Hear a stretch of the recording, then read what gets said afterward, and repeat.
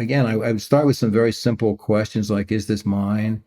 What truth what have I not said that I need, what have I left unsaid? These are good places to start. And then, if a person needs more help than that, then I would recommend, doing some philosophical counseling. But a lot of people won't need that. I mean, a lot of people will find that they can answer those questions through this Socratic movement of recollection. I mean, that we do know the truth. And I've done a lot of work with clients who at the end of the session or the end of some number of sessions said, I knew all this. I knew all this. Well, yeah, there's knowing it, but then there's knowing what you know. There's having access to what you know. If we can possess the knowledge in forgetfulness, then yeah, it's there, but it's not accessible, and so we need to get access to it. And sometimes we can do that through self-work, just asking ourselves certain kinds of questions. It's not even something that needs to be formal, like what have I left unsaid, or is this mine? It can also just be just really being still enough and willing. Willingness is like 90% of this work. I mean, just willing to own whatever the truth is. And it feels like it just feels good. It feels like telling the truth always feels good. So I would suggest that if, like viewers who are suffering, especially chronically, especially in like one or more staging areas, which would be like love, health, supply, and life direction, if they're struggling like, persistently or chronically struggling in one of those areas, there's something going on that it's a construction waiting to be recognized. Life is trying to tell them something, and they're just not really listening. So just being still and asking, what's my part in this? There's this term co-creating that was popular some years ago. How am I co-creating this?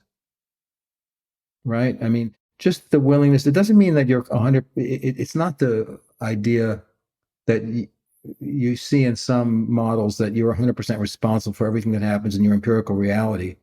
Like some of the Huna models talk about that. Neville Goddard talks about that. It's not that. It's just, what is my part in it, that I haven't been willing to acknowledge. And just to ask that question with the willingness to take responsibility for how you may be co-creating that with somebody else. Or it may not involve another person, like, no matter what you do, you never have any money.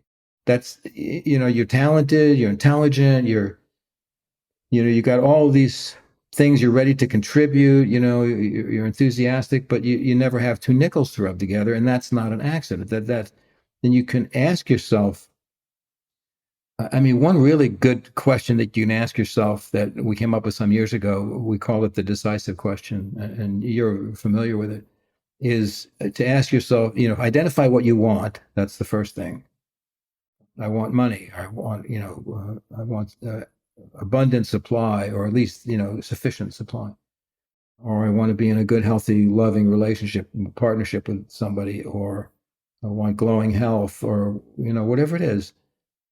And then once you've identified in a short phrase what you want, you can ask yourself, well, what bad thing happens if I have that, or I am that? So it's like asking yourself, what bad thing happens if the good thing happens? And it's a paradoxical question in order to kind of make an end run around the mind, which we'll want to get in there and start figuring out and doing all these things that have nothing to do with working with this question, because it's all done in the body. It's really body work. So you ask yourself, what good thing happens if the bad thing happens? And then you try on the feeling of the good thing happening. And what you're going to find is the same thing I was talking about, where the resistance, whatever resistance is there, is going to come up. You'll feel it in the body somewhere. And then you just zero in on where you're feeling that and ask, well, what bad thing happens if I have money? What bad thing happens if I get close to somebody romantically? What bad thing happens if, and you state the good thing, whatever it is you want. And you're paying attention to the body. It's very important not to try to do this mentally.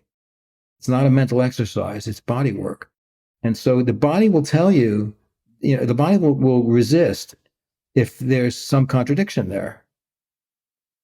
Like if I had asked that woman who said, I'd rather never be in another relationship than be in another bad one. If I had asked her, well, what bad thing happens if you're in a relationship with someone? she would have had all kinds of alarms going off in her body, right? Because her belief system was that that's not safe.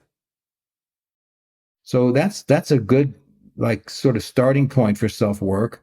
What bad thing happens if, and then you plug in the phrase that represents whatever the good thing is, the thing that you want, and then pay attention to the body. Don't think about it, feel about it. That's a really good place to start.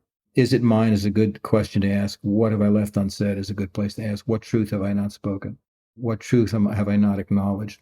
These are all really good places to start doing this kind of self-work.